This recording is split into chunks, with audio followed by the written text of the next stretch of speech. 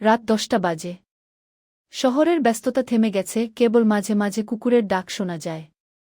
অনিমেষ বসে আছে তার পুরনো কাঠের টেবিলের সামনে। টেবিলের এক কোণে রাখা আছে দাদার রেখে যাওয়া এক ঘড়ি, কালো চামড়ার বেল্ট আর ব্রোঞ্জের গা রঙে মোড়ানো।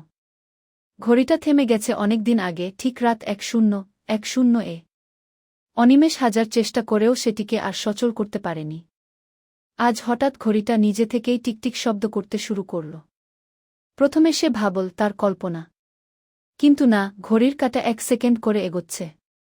ঠিক সেই মুহূর্তে ঘরের বাতিটাও নিভে গেল। ঘরের মধ্যখানে আলো ছড়ালো এক অচেনা নীল আভায়। সেখান থেকে বেরিয়ে এলো এক ছায়ামূর্তি, তার মুখ যেন অনিমেষের দাদার মতো।